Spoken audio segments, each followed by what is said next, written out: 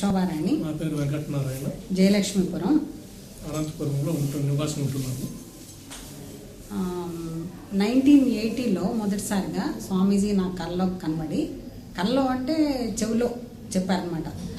మా వారికి ఒంట్లో బాగాలేనప్పుడు చెవిలో దత్తస్తోత్రం చదవమని వినిపించింది.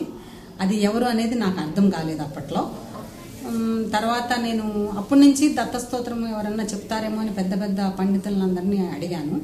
విచారించగా నాకు 85లో మా మామగారు చనిపోయినప్పుడు మాత్రం దినాలు చేయటానికి వచ్చిన బ్రాహ్మణుల దగ్గర దత్తస్తోత్రం అనేది ఆయన పుస్తకంలో దొరికింది. బ్రహ్మ విష్ణు మహేశాయ త్రిగుణాత్మ రూపిణే అనే శ్లోకం దొరికింది. అప్పటి నుంచి అది చదువుతా ఉంటే 6 నెలలు చదివే లోపల నాకు స్వామీజీ దర్శనమైంది.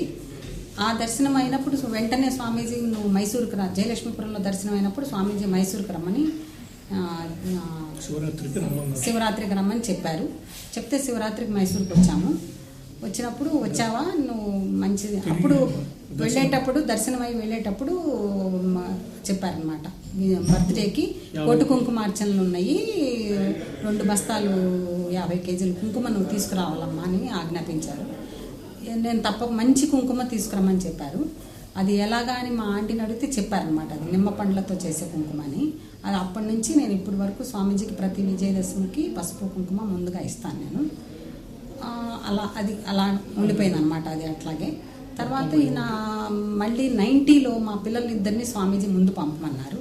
పంపమంటే పంపించినప్పుడు ఇక్కడ మన వెంకటేశ్వర స్వామి గేట్ ముందుగా దాటిన తర్వాత యాక్సిడెంట్ అయింది. ఆ ఆటోని మనం హనుమద్వారం ఎదురుగుండా ఉన్న గేట్ దగ్గరికి వచ్చి ఆటో వదిలేసింది. ఆ ఆటో పక్కన ఉన్న తగ్గులో పడిపోయింది. అప్పుడు చాలా తగ్గు ఉండేది.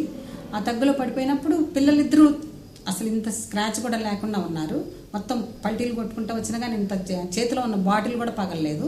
అప్పటికి ఇంకా ప్లాస్టిక్ బాటిల్స్ రాలేదు, గాజు సీసాలే ఉండేవి. పగలకుండా ఇద్దరు క్షేమంగా ఉన్నారు.